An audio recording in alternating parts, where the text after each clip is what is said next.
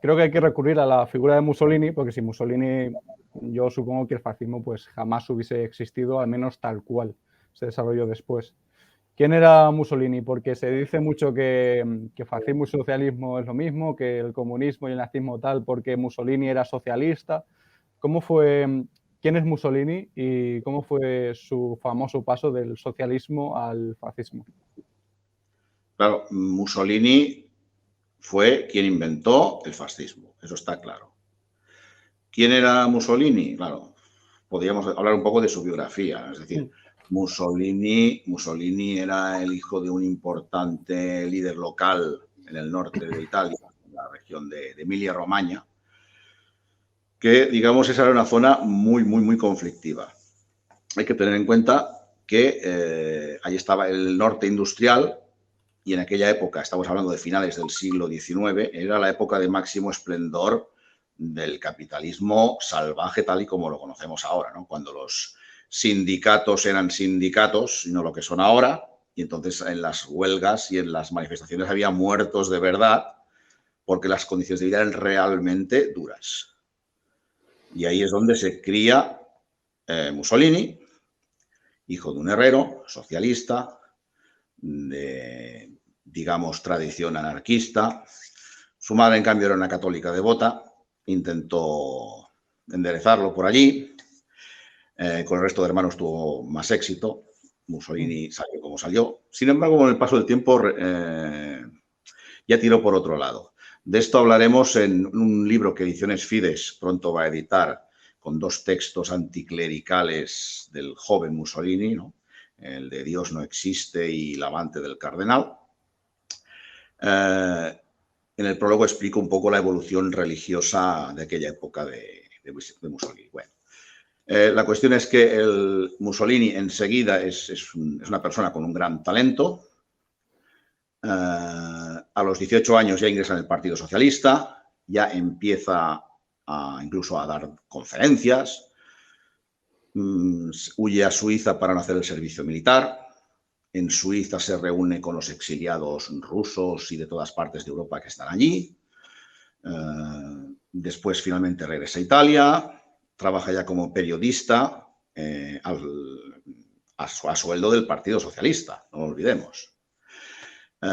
Llega a ser el director incluso del periódico oficial del partido, de Avanti, ¿no? Él era, digamos, él era el gran líder del ala radical. O sea, digamos, no creo que exagere nada si digo que Mussolini era como el Lenin italiano. Incluso eso. O sea, incluso gente como Antonio Gramsci lo veían como su líder natural. O sea, eso es tal cual. ¿Qué sucede para que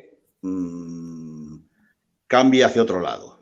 Claro, el fascismo nace de la mente de Mussolini.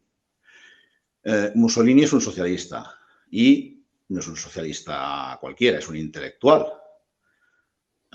El hombre escribe mucho, da muchas conferencias, es director de periódico, dirige otra revista por otro lado, está en contacto con todo el mundo, o sea, no es un ignorante. Conoce muy bien el marxismo, él es marxista. ¿Qué sucede? Sucede que él se da de bruces con la realidad, es decir, comprende que Italia es una nación a la que le falta industrializarse, modernizarse. Hay que tener en cuenta que Italia es un estado muy joven, apenas acaba de nacer. Hay territorios italianos en manos de Austria, en manos de Francia. Digamos que su economía es muy dependiente. Todos los italianos que necesitan vivir, muchos se van a Argentina, por eso Argentina es medio italiana, medio española, ¿no? Porque allí se fueron un montón de italianos. Decían que si los italianos hacían una huelga en Argentina, Argentina se paraba, ¿no? De la cantidad de italianos que había por allí. Es que es así, es literal, ¿no? Entonces, ante este semejante panorama, por un lado, luego, él participaba en huelgas o las organizaba. Eran fracasos constantes. El Partido Socialista, la cúpula, nunca llegaba a hacer una revolución de verdad porque realmente no aspiraba a ello. Realmente no lo aspiraba. también se dio cuenta de que al final lo más importante para los italianos era, en primer lugar, actuar todos unidos. Porque, claro, el marxismo se fundamenta en la lucha de clases. Bueno, es uno de los fundamentos básicos del marxismo, es la lucha de clases. Lucha de clases quiere decir, así hablando pronto, guerra civil. Una nación en constante estado de guerra o preguerra civil, lucha de clases, esta nación nunca va a avanzar. Y menos si le falta modernizarse y le falta estar a la altura de otras naciones europeas. Él se da cuenta de que las otras naciones europeas y sus trabajadores no son solidarios con los trabajadores italianos. La utopía de que los trabajadores del mundo, la internacional, el género humano, realmente solo son palabras huecas. Los trabajadores alemanes son alemanes, los franceses son franceses, etc. Y no van a ayudar a los trabajadores italianos, realmente. La prueba máxima es cuando estalla la Primera Guerra Mundial, que todos los obreros de todas las naciones se alistan de manera entusiasta para apoyar a su nación. Algo que el movimiento obrero, como tal, no había conseguido jamás. Sin embargo, ya mucho antes de la guerra, de que Italia entrase en la guerra, Mussolini ya se declaró a favor de la intervención.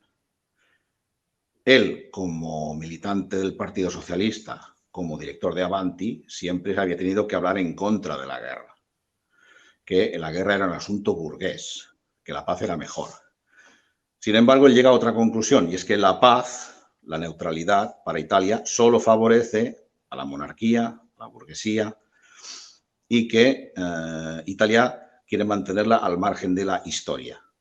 Y él considera que no, que Italia tiene que entrar en la historia, que Italia es, recogiendo la definición de los nacionalistas de aquella época, es una nación proletaria, y su obligación es participar en la guerra para hacer valer su lugar en el mundo. Y la única manera de conseguir esto es que la lucha de clases no se produzca y sea una lucha de naciones. Entonces, de la lucha de clases pasa a la lucha de naciones, de la clase como base del movimiento obrero, dice no, tiene que ser la nación. Y de los obreros, de la clase trabajadora, tiene que surgir una élite. Porque los trabajadores, por supuesto, son la mayoría de la nación. Luego son la nación. Luego es aquello que decía Marx, que los trabajadores no tienen patria. La frase luego continúa, tienen que conquistarla. Y, paradójicamente, Mussolini dice, de acuerdo, vamos a conquistarla. Pero para conquistar a la nación es necesario que la clase trabajadora se nacionalice. No hay que proletarizar a la nación. Hay que nacionalizar al proletariado. O sea, le dio la vuelta al término y ese fue realmente el inicio del fascismo como tal. Entonces, Mussolini, después de la guerra, concluye, tras haber estado en contacto con los futuristas, sindicalistas revolucionarios, nacionalistas, etcétera, concluye que debe implicarse en política con su propio grupo. Por eso hacen aquella reunión del 23 de marzo de 1919 en Milán. Solo acuden unas 100 personas, poco más. Pero a partir de ahí ya empieza el movimiento y su estrategia sobre todo es la de confrontar a las fuerzas comunistas, porque en el año 21 nace el Partido Comunista Italiano, igual que en España. Su estrategia básica es esa, es enfrentarse contra las fuerzas comunistas, agrupar a las clases medias y trabajadoras alrededor de su movimiento, hasta finalmente llegar a lo que fue la marcha sobre Roma. Luego vendrá el ventenio fascista, los 20 años de régimen, más luego la República Social Italiana, donde, digamos, se reinventará o intentará hacer lo que no pudo hacer, desgraciadamente, bajo el sistema monárquico. Un poco sería esto. que Mussolini cambia de... Primero no está a favor de la guerra y después sí, a través de del intervencionismo. He leído por ahí que tanto Francia como Inglaterra le financiaron el periódico para mover a la población a favor de la guerra, ¿no?